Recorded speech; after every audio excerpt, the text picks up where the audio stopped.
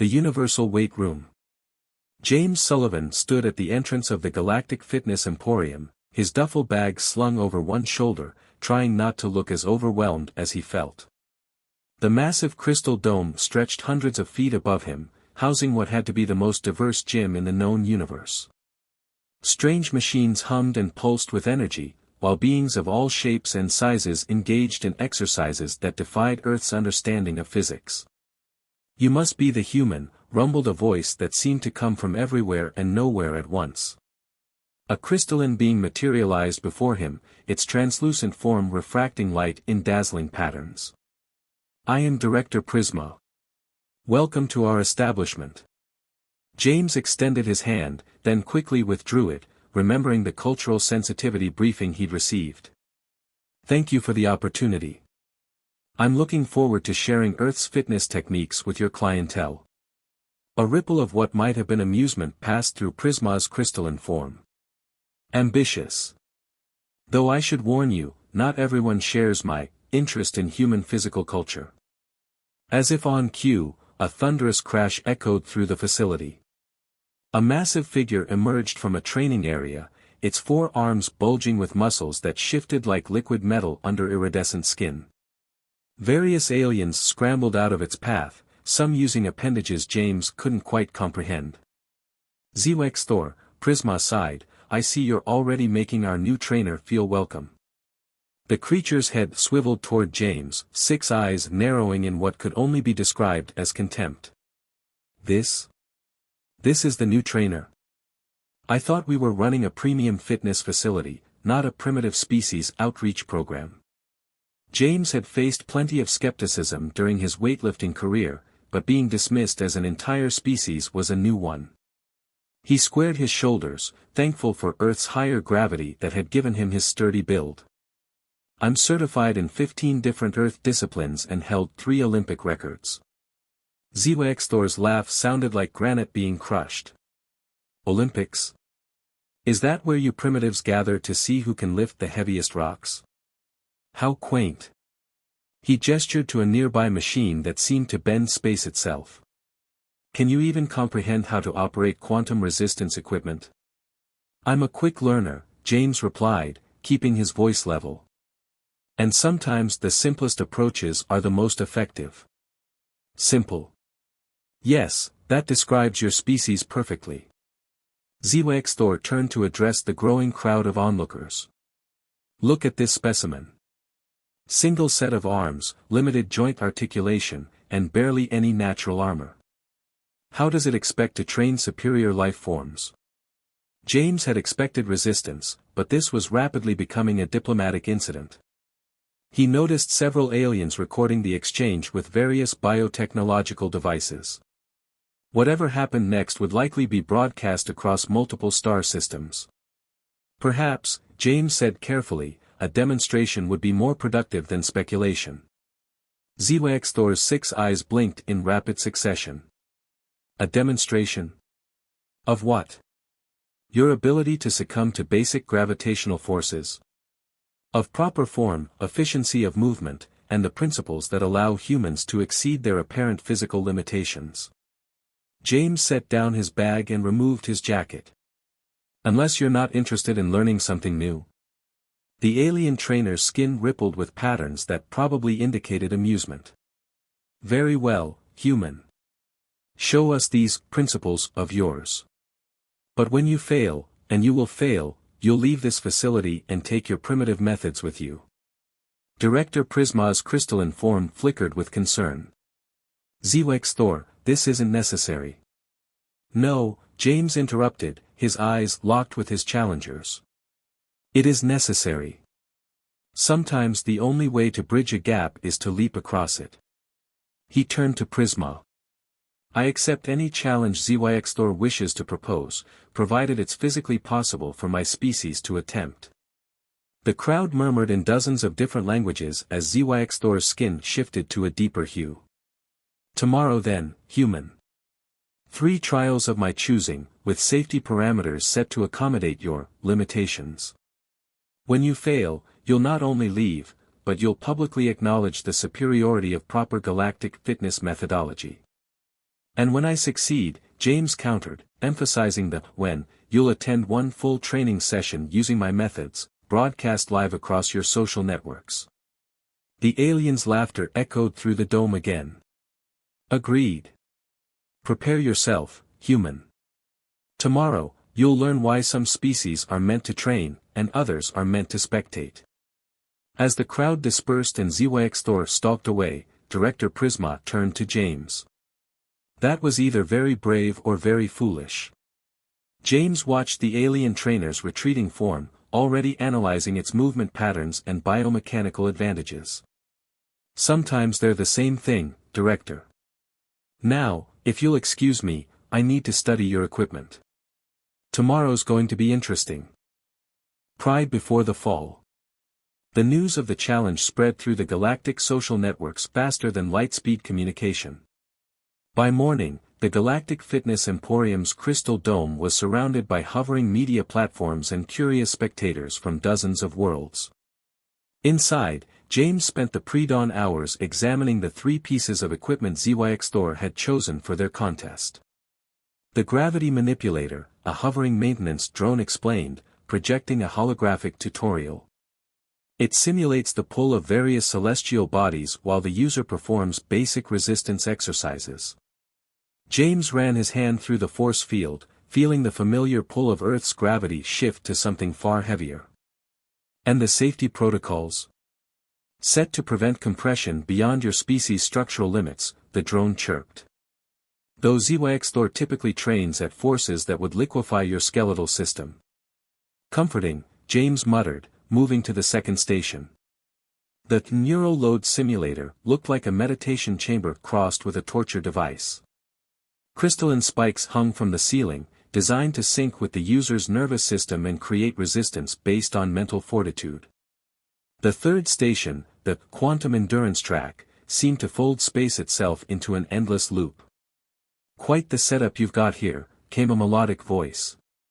James turned to find a tall, serpentine alien with iridescent scales coiled nearby. I'm Nixus, sports medicine specialist. I thought you might want to know what you're really up against. James raised an eyebrow. I'm listening. Sci-Fi isn't just trying to humiliate you, he's protecting his market share. Ever since the Galactic Council started considering human membership, traditional trainers have been worried about competition. Your species' adaptability is threatening. So this is about politics? James sighed. Everything's about politics, Nixus replied, her scales shifting colors thoughtfully. But it's also about pride. Sci-Fi has never lost a physical challenge. His species, the Chronics, evolved in a pulsar system. Their bodies can literally process radiation for strength. Before James could respond, the facility's lights pulsed, and Director Prisma's voice resonated through the dome. The challenge begins in 1 hour. All spectators please proceed to your designated observation areas. The next hour passed in a blur of preparation and medical scans. James found himself in a chamber being fitted with biomonitors while various alien specialists debated whether his species could survive the trials. The protective suit they gave him looked like something out of a sci-fi movie, complete with joint stabilizers and neural interfaces. Ready to admit defeat early? Sci-Fi's voice boomed as James entered the main arena. The alien trainer had somehow grown even larger overnight, his 4 arms now crackling with barely contained energy. Actually, I was thinking we might raise the stakes, James replied, drawing surprised murmurs from the crowd. If I win, I want a permanent position here, teaching human techniques. Sci-Fi's 6 eyes widened before narrowing to slits. And when you lose, you'll not only leave, but you'll become a living testament to human weakness. You'll spend 1 cycle touring gyms across the galaxy, demonstrating why primitive species should know their place. Deal.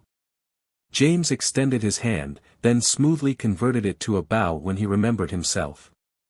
Director Prisma materialized between them, their crystalline form refracting the arena's lights. The terms are set. First trial, gravity manipulation. Competitors will perform standard lift sequences under incrementally increasing gravitational forces. James stepped onto the platform, feeling the familiar weight of Earth's gravity. Across from him, Thor took his position, all four arms flexed in an intimidating display. The alien crowd fell silent as the force fields activated. Beginning at Earth standard gravity, announced the system's AI. Increasing by 0.5 increments every 30 seconds. Perform the designated movement sequence until failure. The sequence was simple enough, a series of clean and press movements that tested total body strength. At Earth gravity, both competitors moved smoothly. As the force increased, James felt the familiar burn in his muscles, but something else caught his attention. Thor's movements, while powerful, weren't efficient. 2 gravities. 3. James's specialized suit helped distribute the load, but each movement became a battle. Yet he maintained perfect form, minimizing wasted energy. Thor, relying on raw strength, began showing signs of strain. Impossible, someone in the crowd whispered as they passed 4 gravities. The human's form hasn't degraded. 5 gravities. James's vision narrowed to a tunnel, every fiber of his being focused on maintaining technique. Beside him, Thor's movements had become jerky, his superior strength compromised by inefficient biomechanics. At 6 gravities, Thor faltered. One of his lower arms buckled during a press, breaking his sequence. The force field immediately deactivated around him, leaving James alone under the crushing weight. With a grunt that came from somewhere deeper than his diaphragm, James completed one final, perfect rep before signaling for termination. The silence that followed was deafening. Director Prisma's form flickered rapidly, their species equivalent of excited blinking. Round 1, goes to the human competitor. Thor's skin had turned a dark, stormy color. A fluke. The neural load simulator will prove what I've been saying. No primitive mind can withstand its challenges. James removed his helmet, sweat dripping from his face, and smiled. We'll see about that. Though I should mention, humans have been training our minds to overcome physical limitations for thousands of years. We call it meditation. The crowd erupted in a cacophony of alien languages as medical drones swarmed both competitors, preparing them for the second trial. James caught Nixus's eye in the crowd, and the serpentine alien gave him what he assumed was a thumbs up with her tail. 1 trial down, 2 to go. But as James watched the neural load simulator's crystals begin to glow with ominous energy, he wondered if maybe he should have started smaller for his first day at work. The science of strength. The neural load simulator hummed with an otherworldly resonance as James took his position beneath its crystalline spikes. Each crystal point glowed with a different color, creating a hypnotic light show that reflected off the sweat on his forehead. The second trial tests mental fortitude and neural adaptation, Director Prisma announced, their crystalline form hovering nearby. Competitors must maintain form while the simulator generates increasing levels of psychic resistance. Psychic resistance. James whispered to the medical drone adjusting his neural interface. The crystals create a field that makes your body feel progressively heavier, but only in your mind, the drone explained. Most species fail when they can't reconcile the disconnect between physical reality and mental perception. Thor's voice boomed across the arena. Your primitive neural architecture won't last 30 seconds. Your species barely has basic telepathic shielding. James closed his eyes, remembering his years of training in mind-body connection. Sometimes the simplest systems are the most resilient, he replied, settling into a ready stance. The crystals pulsed, and James felt the first wave of resistance. It was like trying to move through invisible molasses, except his body was actually moving normally. The disconnect was jarring, but he forced himself to focus on his breathing. First level achieved, the system announced. Increasing neural load by 20%. Beside him, Thor moved with practiced ease, his 4 arms cutting through the psychic resistance as his body glowed with internal energy. "Feeling the pressure yet, human?" James didn't respond. He had entered what athletes back on Earth called the zone, that perfect state of mental clarity where physical limitations seemed to fade away. The resistance increased again, and James felt sweat beading on his forehead. "Remarkable," he heard Nix's comment from somewhere in the crowd. "The human is using some form of mental discipline to separate perception from reality." Level after level, the resistance grew. James's muscles trembled not from physical exertion, but from the sheer mental strain of fighting against what his brain insisted was impossible movement. Yet he persisted, drawing on decades of experience in pushing past perceived limitations. At the 7th level, Zy-Thor's movements became erratic. The alien trainer's skin flickered with patterns of distress as his mighty arms began to shake. "This is impossible," he growled. "You cannot be matching my neural resilience." "I'm not matching it," James managed through gritted teeth. "I'm accepting the resistance instead of fighting it." The crystals pulsed again, and Zy-Thor stumbled. His uppermost right arm froze mid-motion, caught in the grip of his own mental barriers. With a roar of frustration, he signaled for termination. James held on for one more level before finally raising his hand. As the neural field dissipated, he stayed standing, barely, while Zy-Thor leaned heavily on a support drone. "Second trial goes to the human competitor," Director Prisma announced, their voice carrying a note of astonishment. The crowd's reaction was immediate and chaotic. Some aliens cheered, others argued loudly in their native tongues, and more than a few seemed to be exchanging what looked like currency. "How?" Zy-Thor demanded, his voice lacking some of its earlier bombast. "How did you overcome the neural resistance without advanced mental architecture?" James wiped his face with a towel offered by a helper drone. "Humans have been practicing mind-body disciplines for millennia. We learned long ago that the biggest limitations exist in our minds, not our bodies." "Fascinating," Nixis slithered closer, her medical scanners whirring. "Your neural patterns during the trial, they weren't fighting the resistance at all. You were, flowing with it." "Something like that," James nodded. "In human martial arts, we have a concept called using your opponent's strength against them. I just applied the same principle to the mental resistance." Director Prisma's form sparkled with interest. "This could revolutionize our training methods. The implications for interspecies fitness programs." "We still have one trial remaining," Zy-Thor interrupted, his skin now a deep, determined purple. "The quantum endurance track. No amount of primitive philosophy can help you there, human. Pure endurance, across multiple dimensional planes." James looked at the shimmering track, which seemed to bend reality itself around its curves. "Then I suggest we take a short break to prepare. Unless you're not feeling up to it." Zy-Thor's 6 eyes narrowed, but he nodded curtly. As medical drones swarmed around both competitors to prepare them for the final challenge, James caught snippets of conversation from the spectators. "Did you see how he handled the neural load? Could humans actually have something to teach us? The betting pools are going crazy." James sat down to hydrate and center himself, knowing the hardest test was yet to come. Running across dimensional planes wasn't covered in his Olympic training, but then again, neither was competing against a 4-armed alien who could process radiation for strength. As he watched the quantum endurance track shimmer and shift, James smiled slightly. Win or lose, he had already achieved his real goal, proving that humanity deserved a place in the galactic fitness community. Though winning would certainly make that point more effectively. The grand challenge. The quantum endurance track defied Earth physics in ways that made James's head spin. As he stood at the starting line, he watched the course shift and ripple, folding through dimensions he could barely perceive. Each lap would take them through different gravitational fields, atmospheric conditions, and even temporal variations.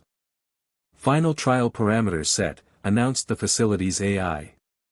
Competitors will run until voluntary withdrawal or safety threshold breach. Track conditions will shift randomly every lap. Thor stretched his forearms, his skin now glowing with stored energy. This is where your primitive endurance fails, human. My species evolved running through radiation storms. What's the most hostile environment you've jogged through? A light rain. James adjusted his protective suit settings. Ever run a marathon in Death Valley? Or up Mount Everest? Humans aren't strangers to extreme conditions. The track is ready, Director Prisma announced. Competitors, take your positions. The starting tone sounded, and they were off.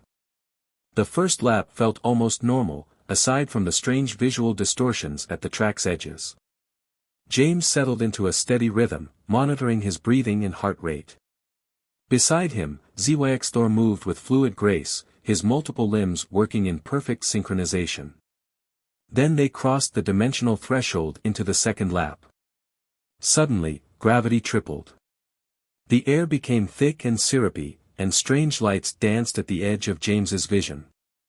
He fought the urge to panic, focusing instead on adjusting his stride and breathing pattern. Years of altitude training kicked in as he adapted to the changing atmosphere. Struggling already? Thor called out, though his voice sounded strained despite his bravado.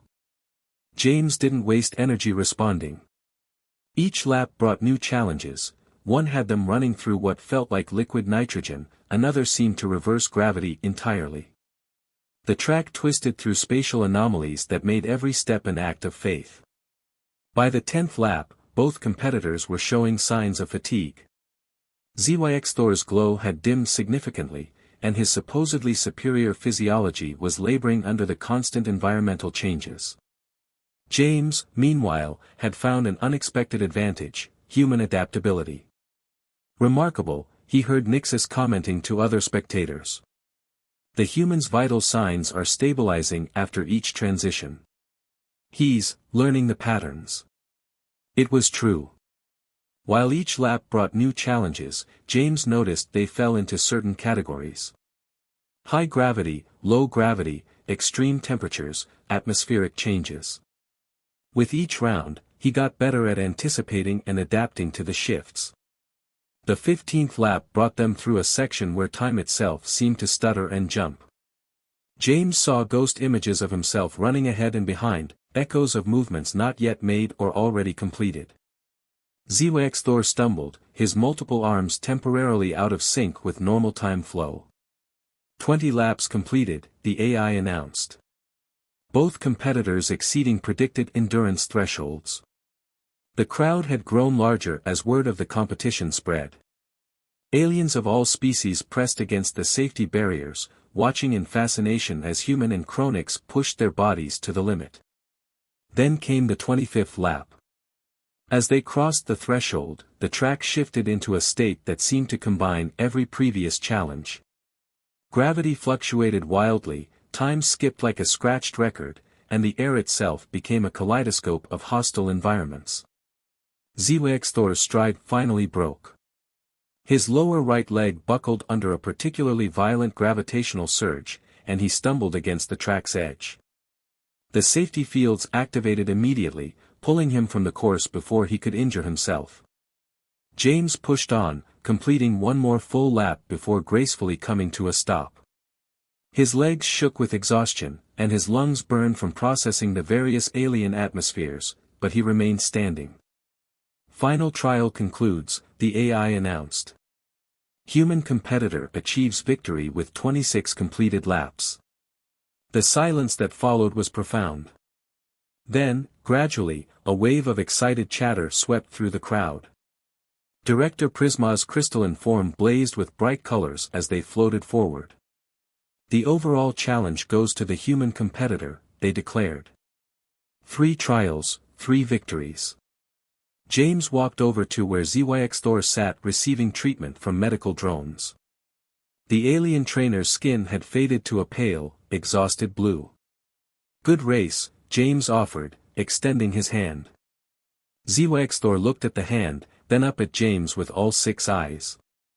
How? He asked simply. By every physical metric, my species is superior. Stronger, more durable, able to process radiation for energy. How did you win? James smiled tiredly. Because humans don't rely just on physical advantages. We succeed by adapting, by turning apparent weaknesses into strengths. Every limitation we've faced has taught us something new about overcoming obstacles. The alien trainer was quiet for a moment, his skin slowly shifting to a more normal hue. Perhaps, he said finally, there are some things we could learn from each other. Breaking barriers.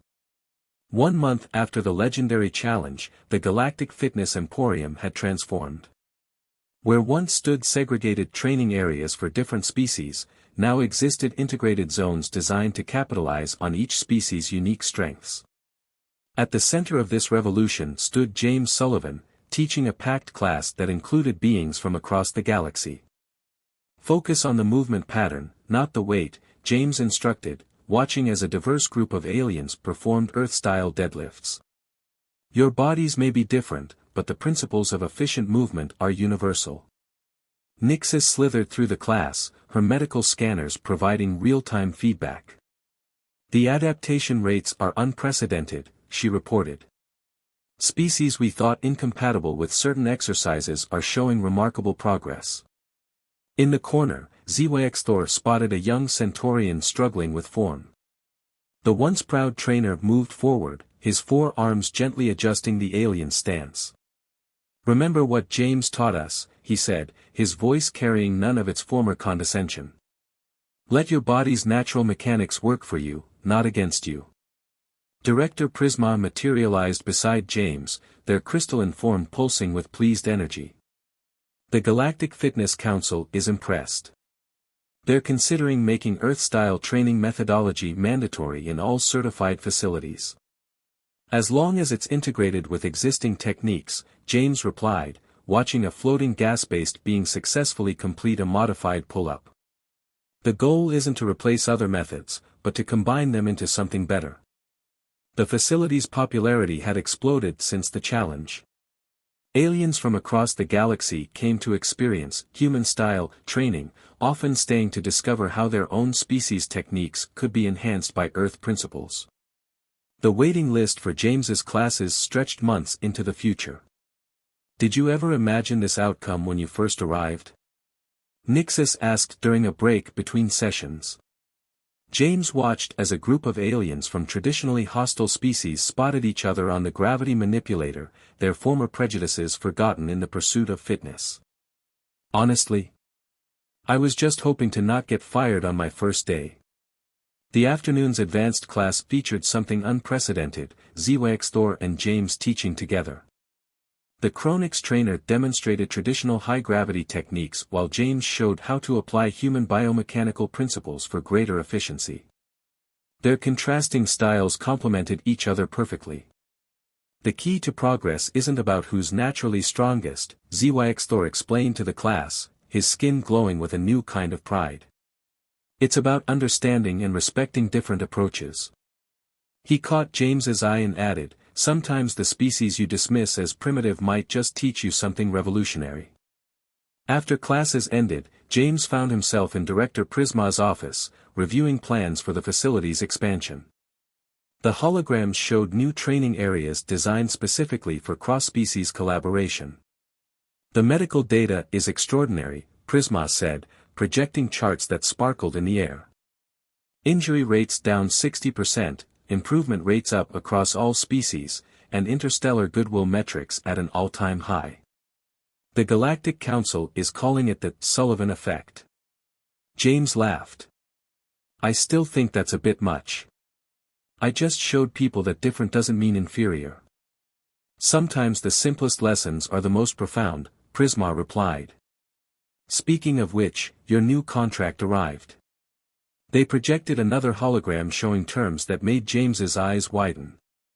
The Council wants you to oversee the implementation of human training methods across all major facilities in the galaxy. That's quite an opportunity, James said carefully. But I'd miss teaching here. Oh, this would remain your home base, Prisma assured him. They're designating us the official center for interspecies fitness development. Thor has already agreed to manage operations when you're traveling.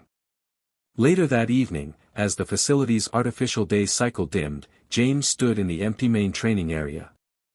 He remembered his first day, the skepticism, the challenge, the breakthrough. Now, looking at the integrated equipment and multilingual training guides, he saw something greater than victory, he saw progress. A maintenance drone hummed nearby, updating the facility's mission statement on the wall. The new words glowed softly in multiple languages. Strength knows no species, together we rise. James smiled, picked up his training bag, and headed home. Tomorrow would bring new challenges, new species to train, new barriers to break. But that was fine, after all, adaptation was what humans did best. In the locker room, a small plaque hung beside the now famous quantum endurance track. It showed an image of a human and a Chronix running side by side, with a simple caption that had become the facility's unofficial motto. In the pursuit of excellence, we are all one species.